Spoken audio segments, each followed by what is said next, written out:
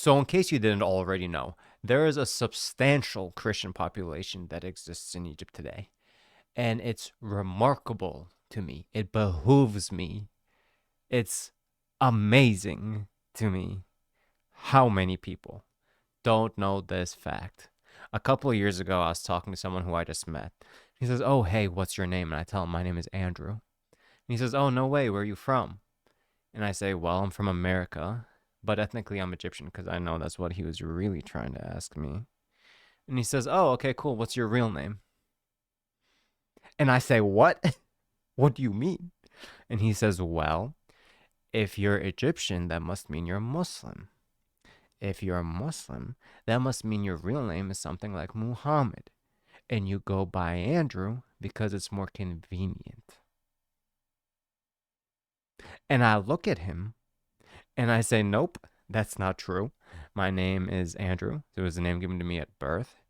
And I am actually not a Muslim. I'm a Christian." And it's kind of funny to me how many people believe this because Jesus himself was born and lived in the Middle East. He's from Israel, and he lived a couple of years of his toddler years in Egypt. And so, what I'll be doing in this video is I'll be talking about 10 mind blowing, interesting facts about this population of Christians in Egypt. And so, the very first fact is that this population of Christians in Egypt are actually a super ancient population. Christianity came to Egypt around 43 AD, and it was brought to Egypt by the apostle Mark, who was one of the apostles at Pentecost, one of the 70 apostles at Pentecost. And their church is called the Coptic Orthodox Church. Now, not every single one of these Egyptians, these Christian Egyptians, is going to be Orthodox, but the vast majority are. And this church originates all the way back in the first century. It was actually one of the original four churches in ancient Christianity. Because in super ancient Christianity, the four big churches were one, the Church of Alexandria, which is the Coptic Church today. You have the Church of Antioch, which now exists in modern day Syria. You have the Church of Jerusalem, and you have the Church of Rome.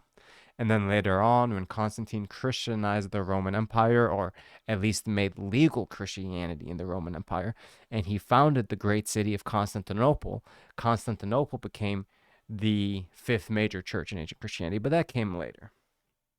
And the word Coptic for Coptic Orthodox Church comes from a really ancient word called Egyptos, which is Greek.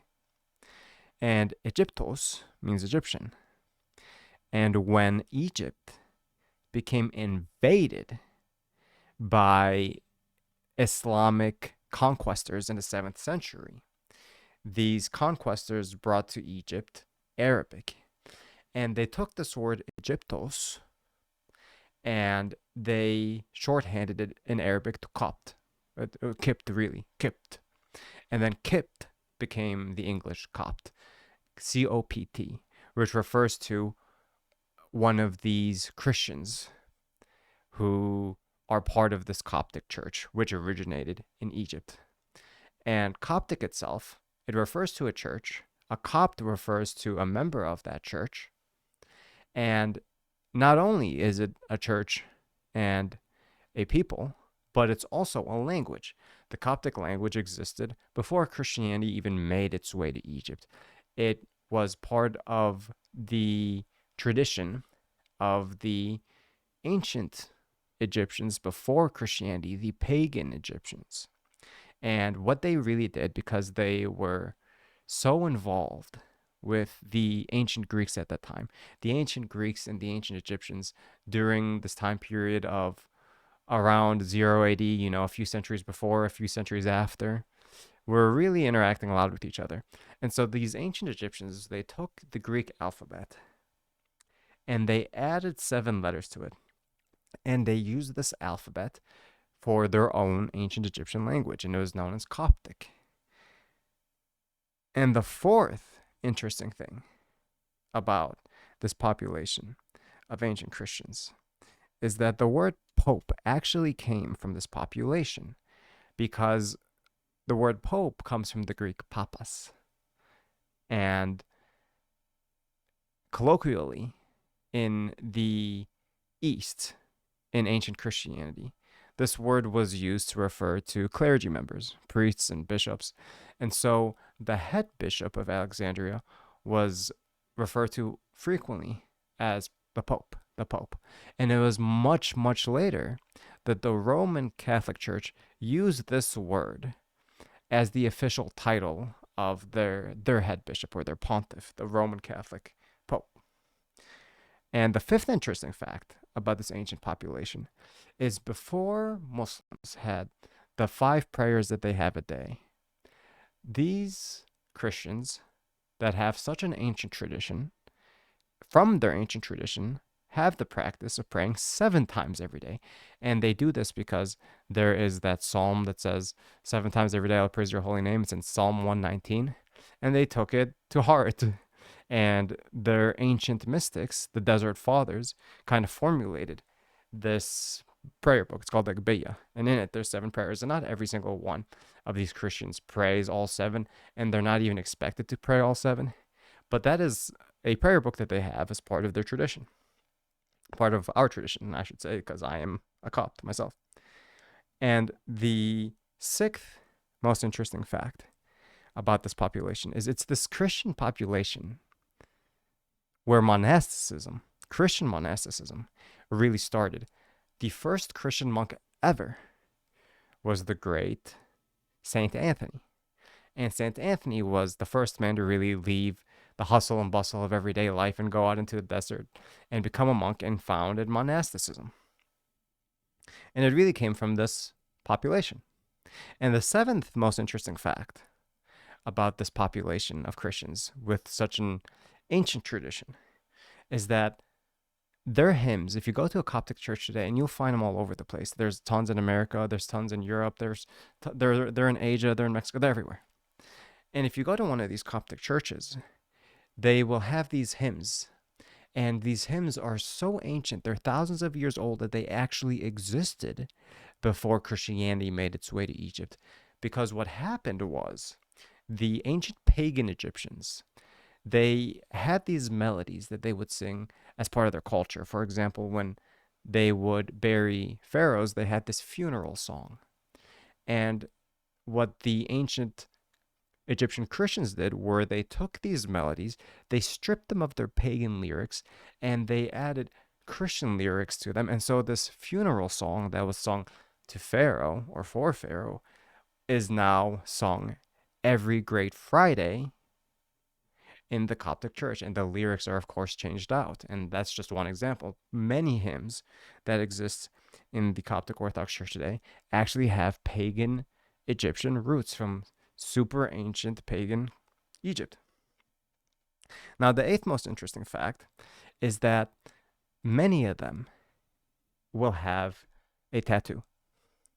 And I'm an exception because I was not born in Egypt, and so I was not exposed to those people who give those tattoos. But many of these Egyptian Christians, they will have a little cross tattoo on their right wrist over here. So if you've ever seen one, you could assume they're probably Coptic.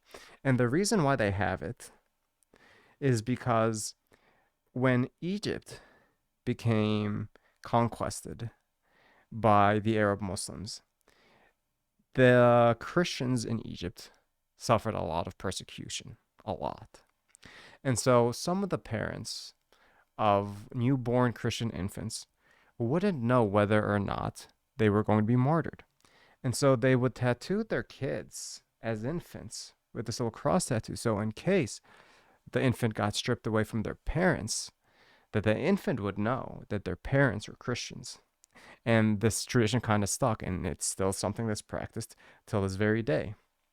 Now, the ninth interesting fact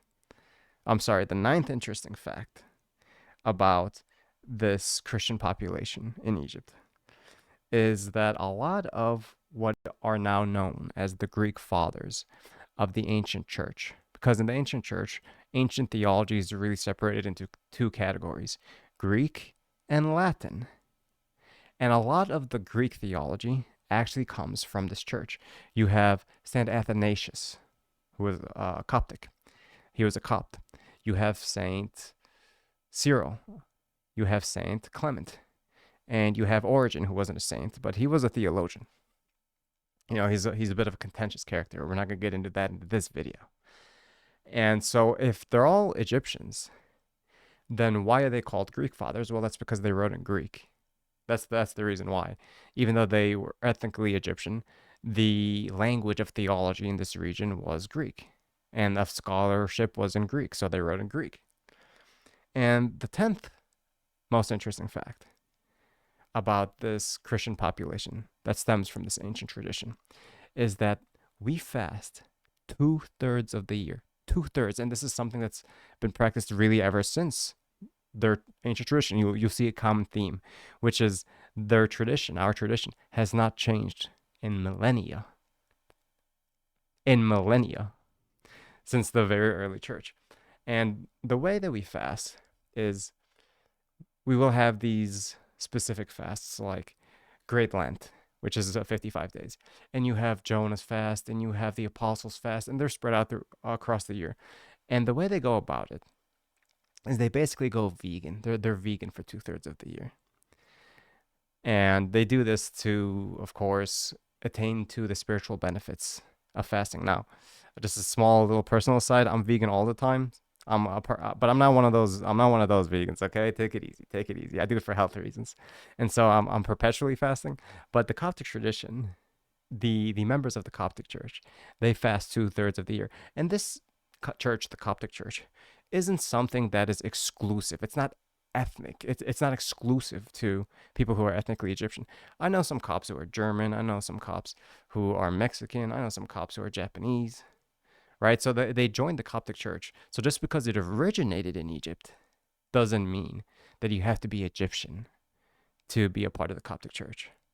And those are the 10 most interesting facts of the Coptic Orthodox Church.